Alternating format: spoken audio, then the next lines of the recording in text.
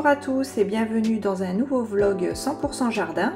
C'est parti pour la suite de la vidéo de la semaine dernière.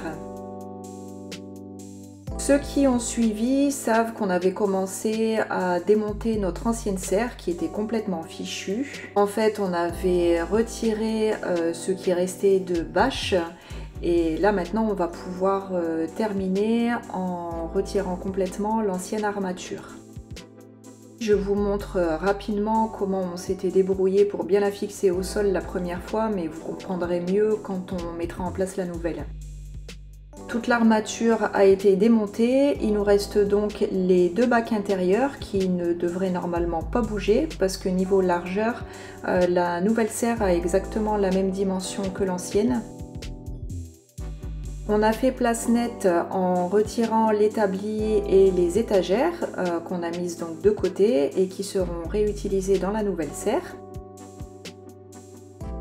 Je retire la verveine officinale qui est plutôt dérangeante à cet endroit, donc je vais plutôt aller la déplacer sur la gauche de l'enclos des poules. J'en ai également profité pour la tailler, elle n'avait pas l'air en très bon état, donc on verra ce que ça donne, j'espère qu'elle repartira. Ici, en creusant, je suis tombée sur le grillage qu'on a posé à plat tout autour de l'enclos des poules, de façon à avoir à peu près 50 cm à l'extérieur et 50 cm à l'intérieur de l'enclos. L'herbe a fini par repousser, donc au final c'est complètement invisible, mais en tout cas ça nous fait une protection contre de possibles intrusions, de rongeurs, de fouines, de renards qui pourraient venir essayer de gratter pour passer à l'intérieur de l'enclos. Allez, on peut enfin ouvrir le colis pour commencer à se familiariser un petit peu avec tout le matériel. Donc on a des tubes, des tubes, des tubes et encore des tubes. Et 1,5 milliard de vis. Chaque tube est numéroté pour pouvoir trouver son bon emplacement par rapport au plan. Quand on monte une serre, le plus compliqué et le plus casse-tête, c'est toujours le début. Du coup, on est resté bien concentré entre le début du montage, les premiers tuyaux posés au sol et puis cet instant-là. On a fait quelques erreurs qu'il a fallu rectifier, notamment au niveau des angles. Il y a 3 voire 4 tubes qui sont censés être vissés ensemble, donc il faut bien faire attention à celui qui est au milieu, celui qui est vers l'intérieur, vers l'extérieur. Donc patience et concentration. Nous voilà de retour le lendemain matin, donc on va enfin pouvoir terminer le montage de la serre.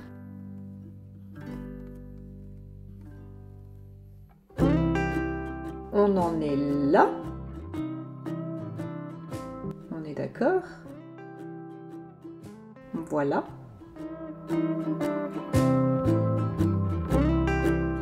Et voici l'étape suivante, c'est-à-dire finir de positionner tous les arceaux. Au tout début de la vidéo, je vous avais montré rapidement la manière dont on avait fixé au sol la première serre. Donc maintenant vous pouvez mieux comprendre. En fait, on a utilisé des tiges filetées. De mémoire, je pense qu'elles font au moins 1 mètre avec une petite plaque de ferraille pour fabriquer nous-mêmes en fait une sorte de sardine. Parce que les sardines qui sont livrées dans les kits de montage, elles doivent faire 20 cm de long, honnêtement ça sert à rien. Donc nous on a préféré faire comme ça, on en a 3 sur la droite, 3 à gauche, une devant et une derrière. De cette façon on est sûr que l'armature va pas s'envoler parce que quand il y a le vent qui rentre à l'intérieur de la bâche, ça peut facilement la soulever. Là au moins on est sûr que ça reste collé au sol. D'ailleurs sur l'ancienne serre, on a bien vu que en fait c'est la bâche qui a fini par s'abîmer parce qu'elle a été déchirée, etc. Mais finalement l'armature n'a jamais bougé.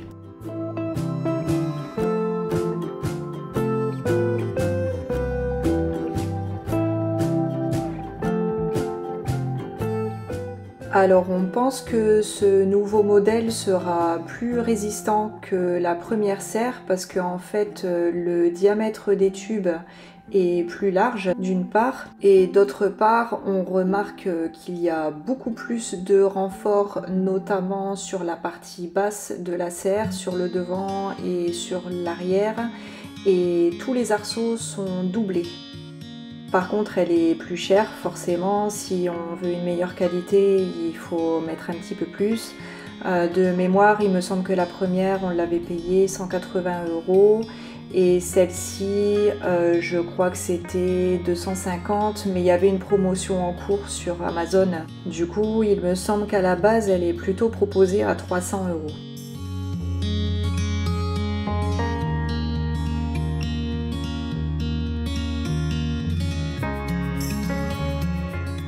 Il y a des liens à l'intérieur aux quatre coins à venir nouer sur les arceaux, mais ça c'est pareil, c'est pas suffisant et ça peut être un risque de déchirure, donc on va venir placer des anneaux supplémentaires. Vous verrez ça juste après.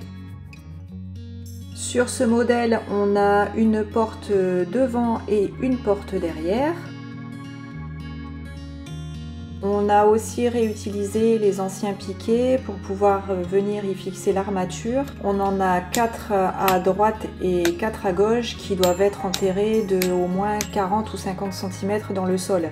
Donc au final, la serre, en tout cas l'armature, elle risque pas de bouger. Là sur le haut des piquets, pour l'instant je mets du scotch pour éviter que ça frotte sur la bâche, mais il faudra mettre quelque chose de plus rembourré. Ici c'est pareil, en attendant on a juste mis des planches, mais il faudra quelque chose de plus lourd pour bien fixer les extrémités de la bâche au sol. Sur le devant de la serre, on a mis 2 palettes avec les containers qui contiennent les graines des poules à gauche et le terreau à droite. On a aussi ajouté des anneaux pour bien coincer la bâche sur la structure. Donc il y en a 20 en totalité répartis sur toute la serre. Le montage est enfin terminé, donc on finit la journée juste en venant remettre en place les étagères et l'établi. Alors maintenant que la serre est montée, il faut quand même s'occuper de tout le reste. Dans un premier temps, je vais déplacer la myrtille et le grenadier comme prévu. J'ai vraiment galéré à retirer le grenadier qui était bien en place dans le sol. D'ailleurs, je lui ai cassé une jolie racine malheureusement.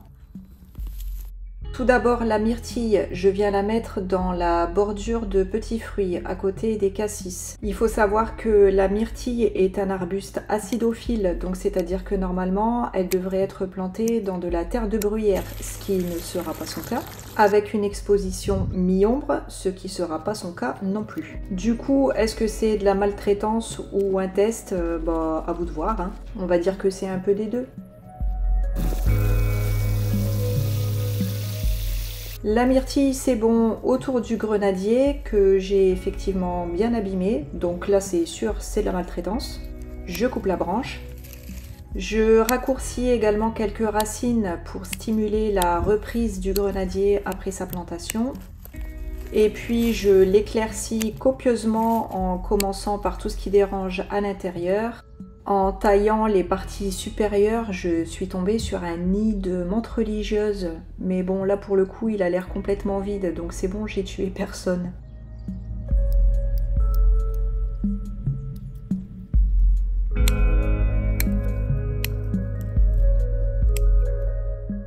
J'avais jamais taillé le grenadier, donc je pense que ça va lui faire beaucoup de bien. Et comme prévu, je viens le transplanter du côté des poules pour leur apporter un petit peu d'ombre.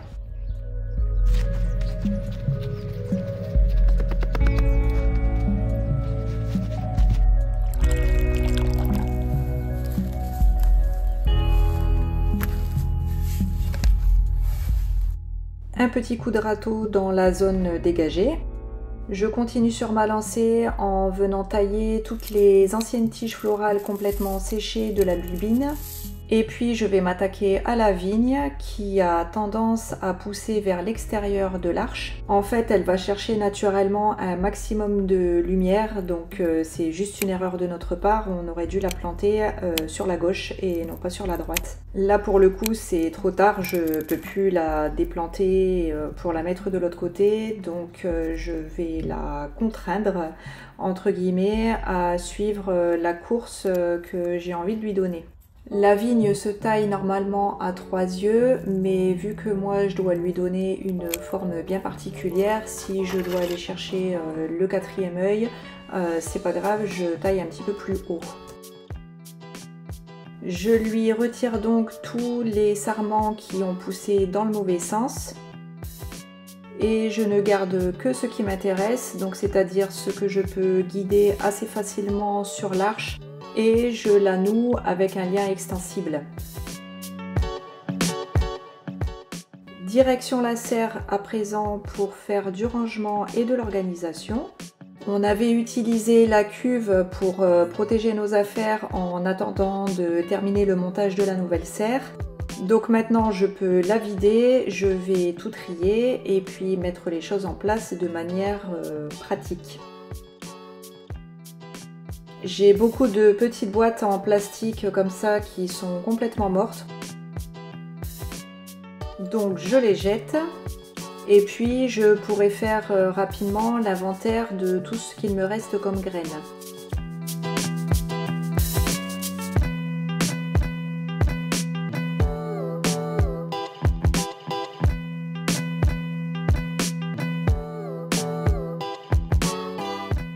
J'ai aussi nettoyé la caisse à outils.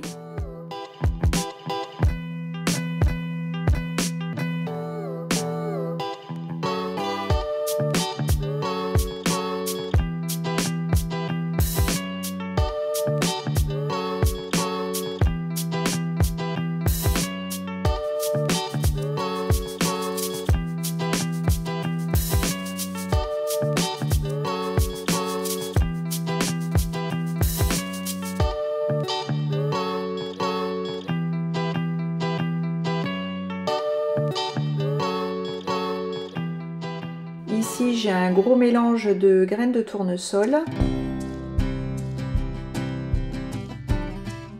Ça, c'est mon mélange de pré-fleuri avec Cosmo, Zinnia, Centauré.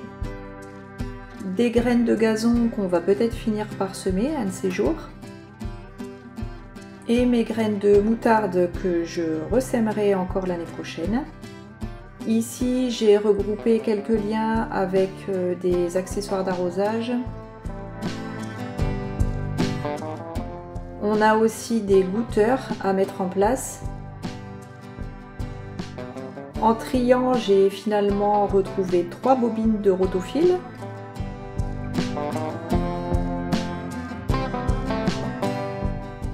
Je conserve cette bâche qui pourra toujours être réutilisée par la suite. Mon stock de boîtes à œufs. Dans ce seau, j'ai mis toutes les sangles et toutes les paires de gants.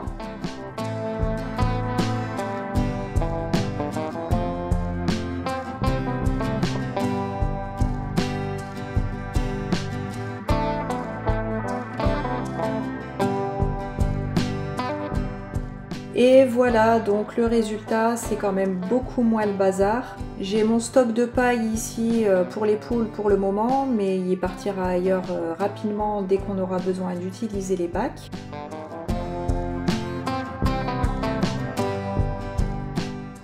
Un plan de travail désencombré et suffisamment large pour pouvoir venir y faire quelques semis.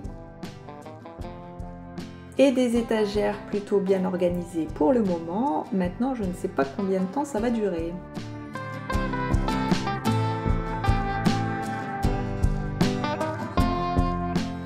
Tout ça, c'est ce qui a été trié et qui va pouvoir être ramené à la déchetterie. Et ici, sur les côtés de la serre, on a retiré les planches qu'on avait mises en attente pour venir mettre des bordures beaucoup plus lourdes.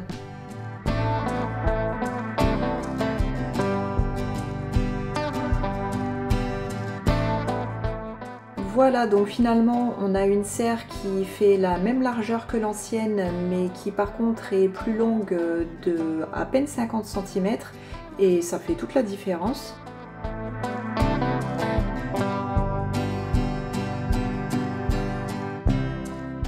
Pour finir, on va faire un petit tour rapide de ce qui a été fait dernièrement. Donc là je suis contente parce que le grenadier est en train de sortir plein de feuilles. Donc ça veut dire qu'il n'a pas souffert du déplacement et que la taille lui a été bénéfique. Par contre je suis embêtée parce que j'ai mon abricotier qui commence à sortir ses premières fleurs et c'est beaucoup trop tôt. Le problème en fait c'est que suivant la météo qu'on aura dans les prochaines semaines, si on a un coup de froid spontané, ce qui est possible, les fleurs pourraient éventuellement geler et donc ne pas donner de fructification par la suite, et s'il y a du vent ça les fera tomber, donc de toute façon le résultat sera le même. Exactement le même constat sur le prunier qui est encore plus avancé, j'ai l'impression. Là on voit clairement qu'il y a une quantité de bourgeons qui sont à deux doigts d'éclore.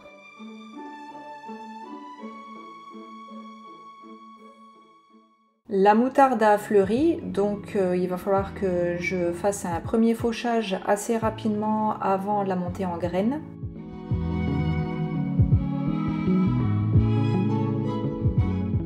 Au niveau des bacs de fraisier, j'avais fait un test en ajoutant une bonne épaisseur de paille en espérant que les fraisiers les plus robustes réussissent à passer à travers, et c'est effectivement ce qui s'est passé, donc franchement je suis ravie.